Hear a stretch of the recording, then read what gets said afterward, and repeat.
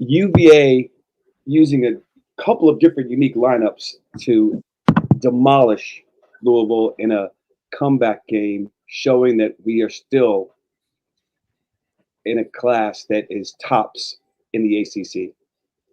Dougie, before we get going, I know you didn't see the game, but you got to know you got a lot of love from your boy Corey. Look, my multiple devices are blowing up everywhere. I'm trying to respond to friends, family, fans. No, I heard that. It's about time. Corey, he's been doing this for a long time, and it's a funny thing, right? We always, I guess all of us were like, Corey, when are you going to talk about us? Shout out Hav, shout out me, TJ, whoever. He's never done it, so I got the shout out. That's fun. He did, and he talked about. He said, "You are the reason why Elijah's there." Well, it's kind of like trying to get a pass from Corey during a game. It takes about 20 years. All right, let me correct that. 20 years yeah, you got to correct that. I was going to let Dougie live for a little while in his glory. Dougie, what he said was, "You believe you're the take a lot of credit." He said you take a lot of credit for Elijah going to. And it's funny because Corey and I have never once talked about the fact that I take credit or don't take credit. Hey, we got him here. You got to really know Corey to get this whole thing. The first time I talked to Corey about Elijah, he said, "Oh yeah, I've known about Elijah since 8th grade." I'm like, "No, you haven't, Corey." Like, good try, but whatever. Hey, I'll take it. Yeah, good shout out. We were on the Ocho tonight, and I got a shout out. That's good. Faris Wasim joining us. Are you in Seaville, Faris? Nah, I'm down in Florida, still home. These Florida guys have it great, Dougie. While we're up in the Northeast freezing our butts off, right? These Hav and Faris and Spence, right? Nice guys. Thanks for the invite. Next time. I appreciate it. Hav, so you've been calling for some changes, right? What did you see tonight that you were happy about with as far as TB making some adjustments? Yeah, look, there was a lot to be happy about tonight. In pregame, we talked a lot about guys playing a little more freely with some joy, with emotion, effort. That was obvious, I think, right from the get-go that we had it. Corey was attributing it tonight to playing in JPJ and how different we are this year playing at JPJ versus on the road or a neutral site. But it felt, it felt like Virginia basketball again. We were really tight. And let's be honest, this was like a late Christmas gift. Tane getting a lot of points and totally delivering. I'm looking forward to Dave the Wave with his plus minus because Tane was really good tonight and aggressive, and I was happy to see him play well. I'm a Taniac, and I think it's good for the staff. It's good for obviously for Tane. It's good for the team when traditional non-contributors are contributing at a high level, and he did that tonight. So great job there. That was the thing I was the happiest to see.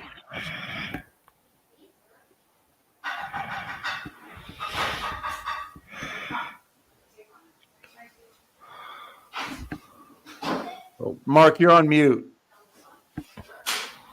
Oh, Mark's having his parents' duties probably. Tanesmanian instead of a Taniac. But I knew you'd be happy with Tane's output. 12 points, 5 for 6 from the floor, 2 for 3 from 3. Super aggressive. Just showed that he can really play ball, right? Given he got the opportunity, which is what you've been calling for, and he got it tonight, right? Dougie, when we look at the guards, and people have been on Rhodey a bit. What Rhodey possibly brings is the ability to play backup point guard, perhaps without Dante on the court and available. Is that something that he provides? He showed it a little bit tonight, and the announcer was certainly talking about it. Jay Willie talked about it a little bit last night in the show. Are you with us? Forrest, Forrest, He might have froze. I think he did. I think Dougie froze. He hasn't moved. Either that or he's. Oh, there he goes. Dougie. Oh, me? Maybe he didn't freeze. What happened? I got to respond to everybody. So sorry. Forrest, can you take that one, please? Yeah, can you repeat the question? Oh, wait, did I get to ask a question? There you go. Rody, you blew it. You got your chance. Rody. We're talking about Rody and play and the guard play, and without possibly Dante Harris being available, is Rody that become he? There was a time when Reese goes out the game, and it's sort of like who's the point guard, and is Rody being used as that point guard without Dante available? And Jay Willie kind of talked about it and referenced it last night. Yeah. Yeah. Wait, is this all right with Dougie or me now? You, Forrest. Well, I'm gonna say my part real quick. If you're in the game for 30 minutes, there's a better chance that you'll be in that position than if you're not. Go ahead, Forrest. Yeah, Sorry, no. that I was think the coaches were just, I think when you're up 20, I think you can kind of experiment with some lineups and see what's good and what works and what doesn't work. So I think we saw, Rody kind of take that position a little. I think we might have seen Isaac towards the end take that position a little too. So I think it's a great time to see what they can do in that position. And I think it was good for them. I think we definitely need, multiple ball handlers. I think in the broadcast, I think Corey was saying like, UVA, when they've had success, they've had multiple ball handlers on the court in past years. So I think it's important. And until we're fully healthy, I think Rody or Isaac is one of them, and Elijah coming up too. Someone's going to have to take the reins there. Yep. The beginning of the second half went back with Blake Buchanan, and that lineup seemed to, I guess, with Buchanan getting a lot of run and Groves, T-Dubs. What did you think about that lineup? And this was the lineup for about the last 7-8 minutes of the first half, and then looked like he went to it early in the second half. Yeah, I really liked it. I mean, it's kind of a lineup that no one's really talked about, which is Blake and Groves in, and then moving Ryan to the 3. I think I've heard a lot of people say move Ryan to the 5 and go small, and we went big instead. And I think there are going to be situations where we need it. So I think it was a great sort of trial and error, just another piece to the puzzle here for matchups and lineups down the stretch, I think.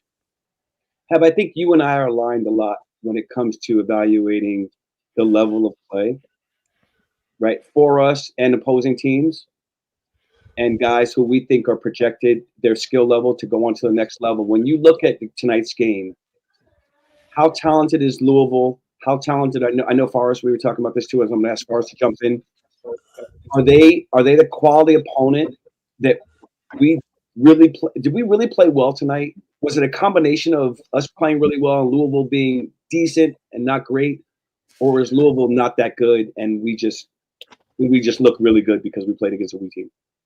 Yeah, I mean, we covered it in pregame a little bit, but Louisville is now 9-36 under Kenny Payne.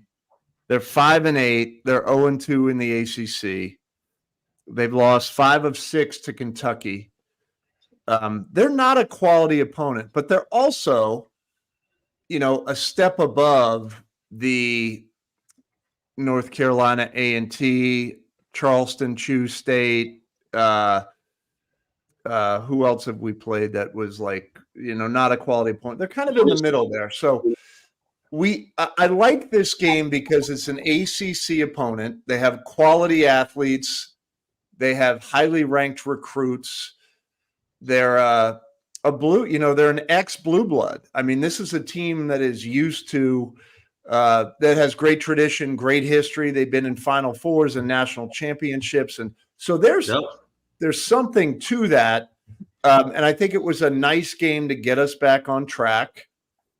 We go on Saturday to NC State, I believe, right? We're at NC State on Saturday. And that's going to be a tough game because they'll be fired up. They'll have a lot of the locals in. I'm not sure students are back, and it'll be a good environment, and we can test ourselves away from JPJ and see how we do. But a lot to like about tonight, as we said, and you never want to say anything is a must win, but this was kind of a must win because Louisville's not going to win a lot of games, right? They're going to be a quad 4 type of team, and we had to win. We won convincingly. Everyone got, some run for the most part, and onward and upward. It was a nice bandage on what seemed like a gaping head wound after the Notre Dame game. I think we come back to NC State a little bit later because we need to talk about our bigs versus their bigs, and they've got Big Daddy Burns in the middle, right? Who's a big whopper. Forrest, how does this Louisville team, how good are they? And if they had a different coach, are they more effective? Yeah, I mean, that's crazy. You asked me that question. No, so this Louisville team has talent. They do have a lot of talent. And I think schematically what they, I think they did what they were going to do. And I think it just plays into our hands a little bit. So I think, that helped us a lot. It's kind of like Syracuse. It kind of just plays into our hands a little bit. I mean, Coach Payne is, what was it, 9-36. So I guess it's hard to say that they wouldn't be better if they had a different coach, but I mean, like, no one knows exactly what goes beyond the curtains, behind the curtains. Coach Payne he's really experienced. He was at Kentucky under Coach Cal for a while. He was with the Knicks. So, he has the pedigree. He's a player himself. So, you never know what's going on. Like, there's so many staff members nowadays too. So you never know what's going on behind the scenes. But there's so many staff members. There's a lot going on. I mean, so it's hard to tell, but 9-36 is not the highest bar. Should we say Forrest was seeing in 32?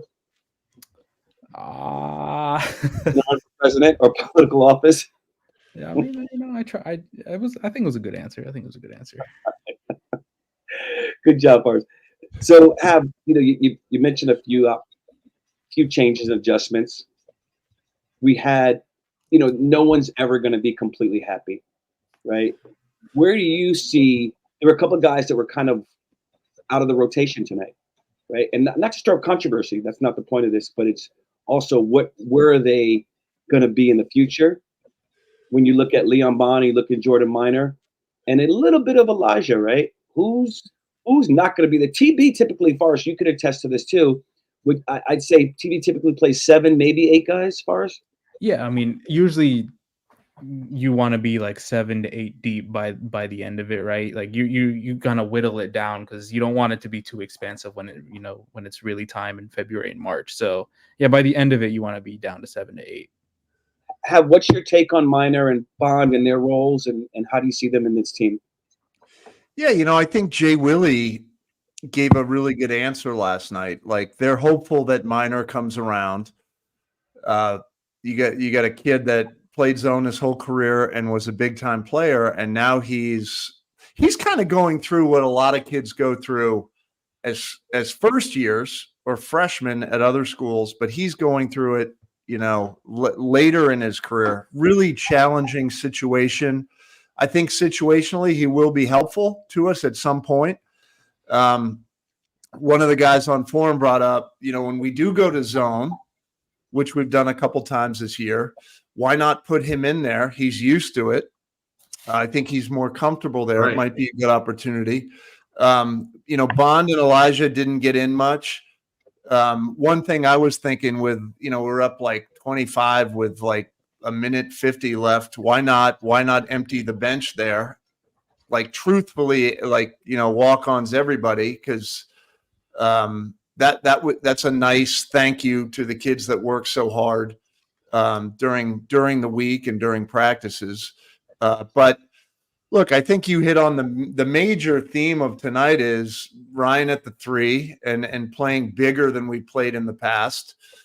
It's a good development for us. It gives us a new look, and it makes it harder for teams to prepare for us, I think, versus the tape. The other thing, good to see Imac get his stroke back and look like Imac again?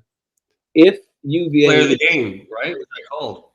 Dougie, here's the problem for Elijah though. If TB commits to Ryan playing at the 3 with Rhodey and Imac and the 3 of those guys rotating, right? And he sticks to 7, maybe 8, and he's got Buchanan and Grove at the 4 and the 5, and Reese obviously at the 1, and he finds a little bit of time for Bond, and he finds a little bit of time, and who knows what happens when Dante comes back.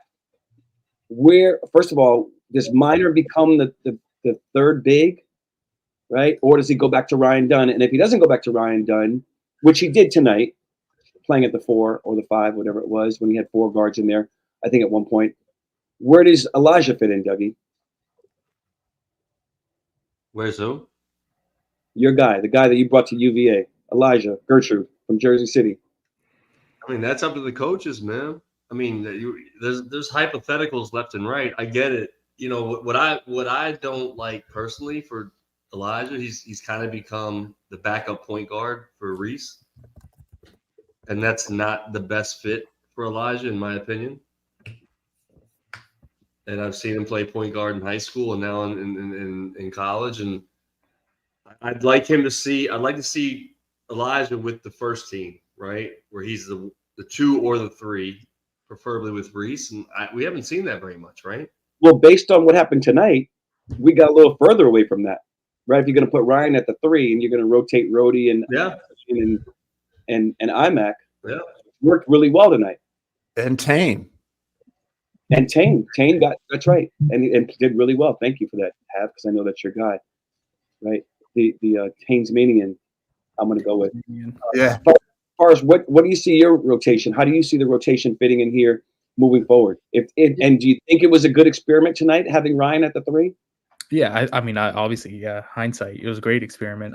But too, right? Yeah, but I think it was good. I think the makeup of this team, I think what we're gonna end up seeing is, I think you have the core guys, and then I think you have a bunch of like situational or matchup guys, right? So I think you'll see the main guys play, and then matchup wise, if we're playing a big team, if we're getting if we're like big Burns, NC State, like you might see Minor come in to handle him because the other guys are having trouble.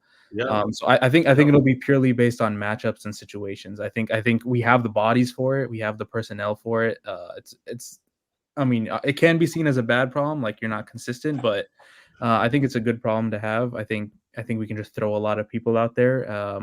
With the addition of Tane now, there's one more person that can be thrown out there. So that's kind of how I see the rotation going.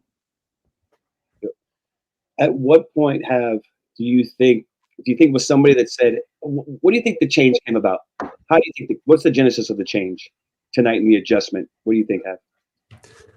I think, to echo a little bit of what Ferris said, is situational, but also we're still, what are we now? We're 13 games into the season, or 14 games. There's still a lot of basketball left. Jay Willie mentioned it last night. We're still in the phase where, and we're about at the end of that phase, but we're still in a phase where coaches are still trying things out. Because you got to remember, when you play Wisconsin, Memphis, Florida, A&M, that's one set of guys. When you play McNeese State and North Carolina A&T, like, you can put anybody out there, and you're probably going to have success. So, look, it's a great problem to have, right? The other problem is you don't have enough guys, and you're struggling to find anything that works. We have a couple different options right now, offensively, and that's something that's why the coaches get paid the big dollars, is they've got to figure it out and put the best team on the floor against that opponent that night. Yep. Yeah, sure.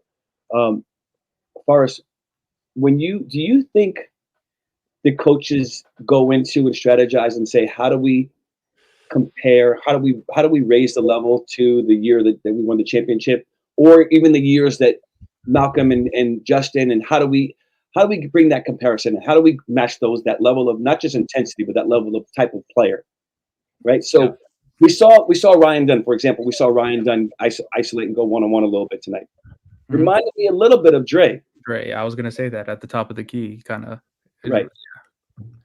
Yeah, exactly. I mean, that stuff. Obviously, it's a good blueprint, right? If you emulate anything that the 2019 team or previous teams did, they did it at a high level. So it's always a good blueprint, right? Like, okay, I want a Dre type player, I want a Ty type player, I want a Kyle type player, because that's they've shown that they can play in that kind of system, offensive and defensively. So obviously it's it's what you definitely strive for. I think like you mentioned, I think it was good to see that today.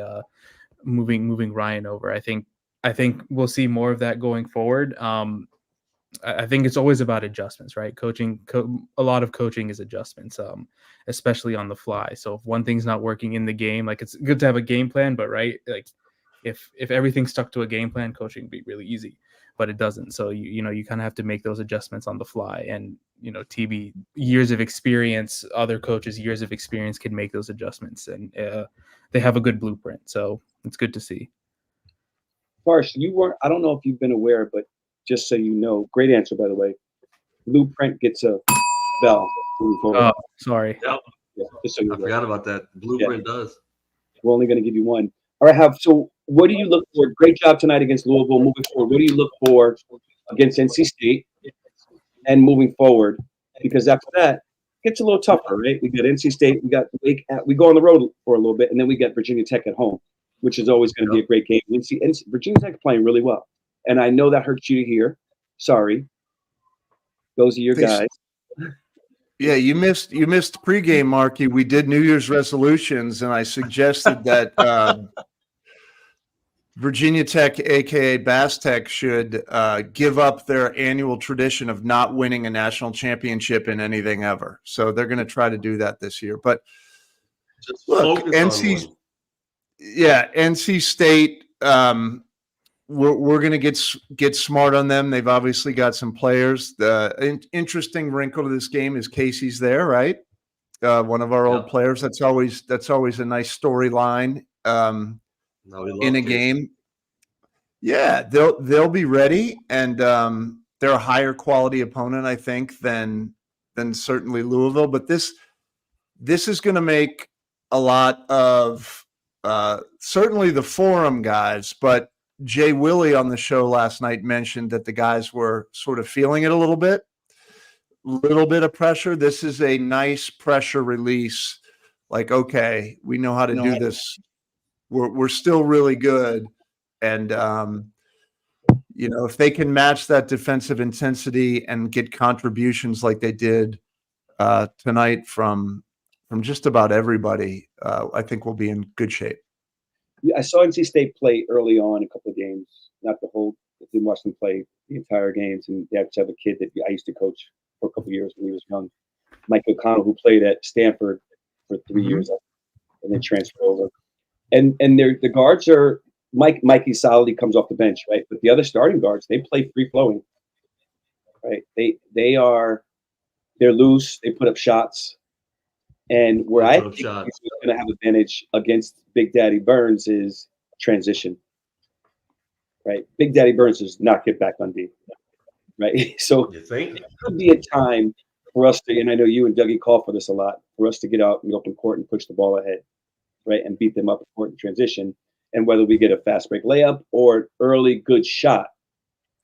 And the way we shot tonight, and Dougie, we'll get to you in a minute on your guy, IMAC.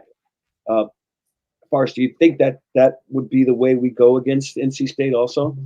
Yeah, I mean, I think, their advantage is probably that they're bigger, but, an advantage can also be a disadvantage. So, yeah, I think we can exploit that, definitely. We've had experience playing bigger teams than us. It won't be something new to us. So, like, we played Florida, we handled that after the first 4 or 5 minutes of that game, we handled it, but we did handle it. So Louisville wasn't small either. So I think we've shown we can do it. And again, like, the coaches will scheme something up. So I'm not too worried. It's just another road game. So who do you look to see start? Dougie, who do you look to see start on Saturday? I think the same crew that started today, right? You win, you do it again. Like, what's the difference? You're not, and I don't know the personnel, the whole thing. I think NC State's always tricky for us, man. Is Joyner still there or not? I have to look at their team up. The kid Joyner, that just him and my cousin, Your cousin, 4 that's right. times removed, Taquavi and Smith. I think Joyner's still there, and they just fire the ball up, man. It's not good for us. No, Joyner's Casey not. will be. Joyner's not. No. All right, so I don't know their team very well. Yeah. But it's all NC State was always tough to play, and I'm not sure how their arena is now. I'm not sure if you ever went to a game when Ty played down there. Forrest has obviously been there, Arena. and they have that local fan base, not dependent on students. Like, they're like some rednecks, and I don't say that I don't mean that derogatorily. They're just straight up from there, and they love it. I'm from Fayetteville, Tennessee, so I know rednecks.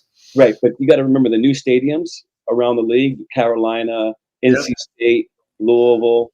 You don't have the same intensity that are close to the arena, that are close to the floor. Oh man, right? It's we used to play. It was called Reynolds, right? Was it called Reynolds? Yeah. And Great jumping floor, remember? People were screaming stuff at us from the sideline. Yeah, I was you got to. It's gorgeous. It's awesome. Forrest, you can speak to it. Yeah, I mean it's a good atmosphere. But it's different, right? They get if they get the right crowd in there, and it's a good atmosphere. But I think it will be. It's not the same as some of the old things, right? It's not like when Virginia Tech gets it going, and the I don't know. Old dingy gym, Duke, Cameron, the old Carolina, old UNC. Chapel Hill. But I think Reynolds and Little John at Duke Clemson were just as hard as Duke back then, man. Except for the refs. Wow. The refs didn't get paid as much in Clemson and NC State as they do at Duke. What do you look for when you look at tonight's game? And there were about, I want to say, somewhere probably between 15 and 20 minutes, I think, and this is going off memory, which isn't always correct for me, where Ryan was at the 3. Right? Do you look to see a change in the starting lineup, or do you look to see that change early on, bringing Blake, especially against a Big Daddy Burns and NC State? They got Big Daddy Burns. Yeah, I think Fresh is right. I think the same people start, but I think we get that look with Ryan at the 3 early and often until it doesn't work.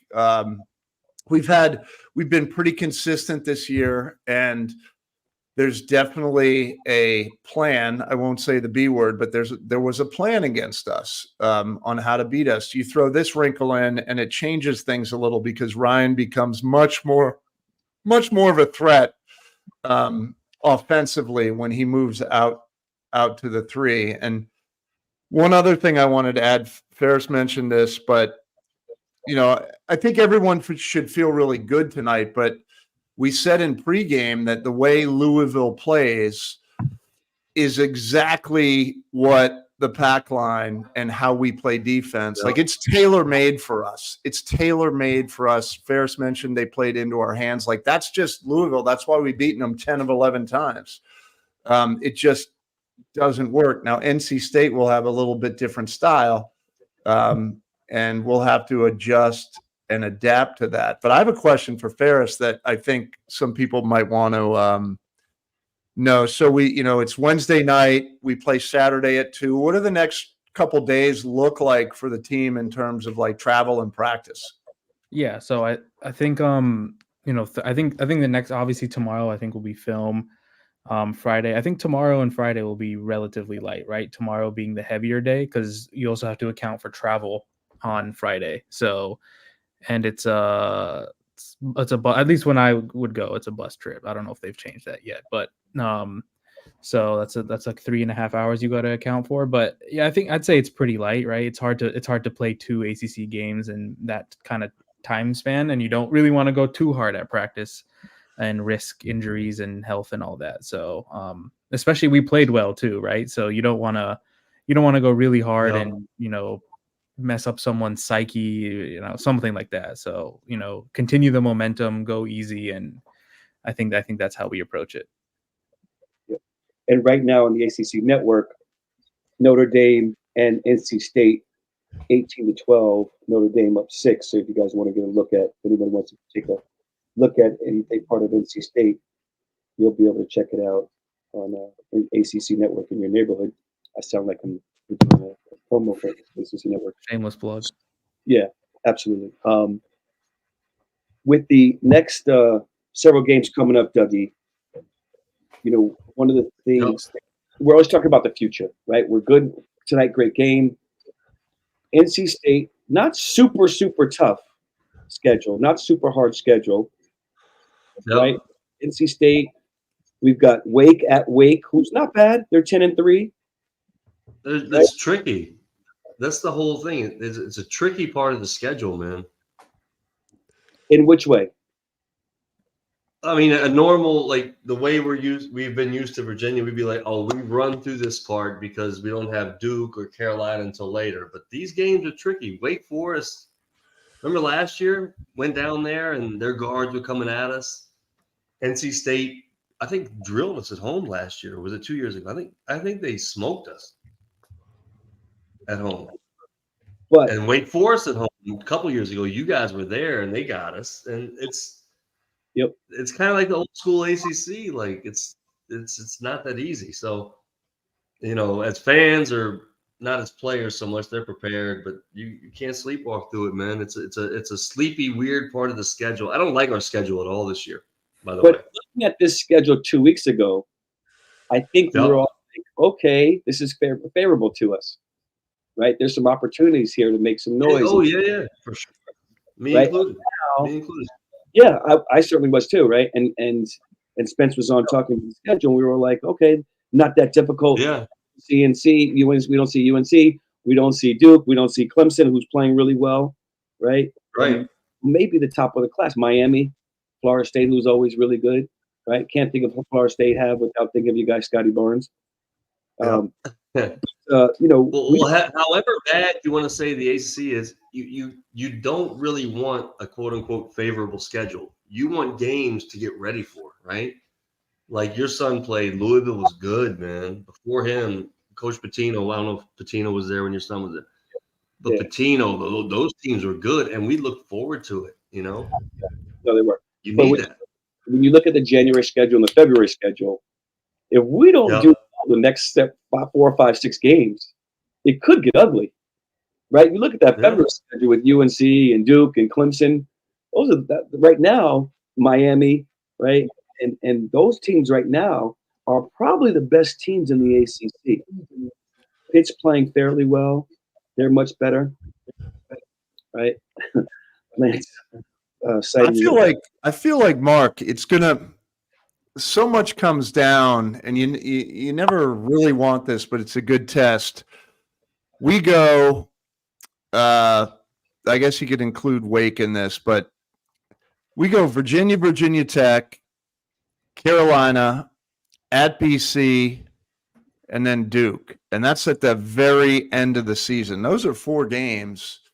BC has not been traditionally a great ACC team, but at BC, they'll be up for it. Like they turned it around this year. There's a lot of parity in the ACC. I'll say that. It's not last year. Was it last year when BC beat us at BC? It might have been 2 years ago. Yeah. Okay. But BC, like they played Wake pretty tough last night. They're pretty good. I think they've turned it around. There's a lot of decent parity in the ACC, and I think it's an exciting and a frightening time at the same. Like if you're an ACC fan in general, it's yay. But as a Virginia fan, it's exciting in the sense that like it'll be good games, but you'll get to see you'll get to see the coaching adjustments, and you get to see what lineups they put. Like there'll be a lot of coaching involved with this team, and I think that's the exciting part. Yeah. Right? And we have the top tier in the ACC, so that's what's going to be exciting about it. Right. And then not to mention who's healthy, who's hurt, who's banged up, right? And I know Debbie, you talk about this all the time. Everybody's banged up, right? But then who's injured, not available, right? And who's starting to peak, who's starting to play better? Which one of the things I think we have an advantage, possibly, and a benefit is that we have a lot of young guys, right, and a lot of new guys. So we're going to get better. They're going to get used to the system. They're going to start playing better, right? We've all been talking about that. But Dougie, when you say it's tricky, you're absolutely right. And I just wanted to understand where you were coming from. I think everybody wanted to understand where you're coming from. But this is a tough part of the season. But I think we've got to get some wins. Right? We've got to get some wins in the next 4 or 5 games and need to go 4-1. You gotta roll through these games. You should win or you can win. But I'm telling you, the other. Guess what? The other team wants to win too. Normally, maybe not Louisville, but most other teams want to win the game. Notre Dame, right? And people don't always people don't always understand that. Like, you're favored, you should win. But guess what? The other team wants to win. So, and they're all quality, right? And the coaches are good. Right? So of course. Nobody's going to say, here you go, straight line path to the basket. Oh, we're not going to defend you. Right? So I don't think too many teams are going to shoot as well as Notre Dame did on Saturday. Right? Yeah. They really shot it well with open shots and being defended. Right? They had a couple of tough ones. So hopefully we don't face that again, especially and we get a chance back at Notre Dame. Parting words, Dougie Fresh. Parting words, hey man, let's build off of it. Everybody come back down to earth. We had a couple of a rough game against Notre Dame. Let's get back and focus on what's real and do your thing, and play Elijah a lot more. Go Hoos. Oh, and also Corey, shout out your boy a little bit more. Yeah, I mean, I think this is strap in, right? This is an exciting part of the schedule, even though it might not seem that exciting on paper.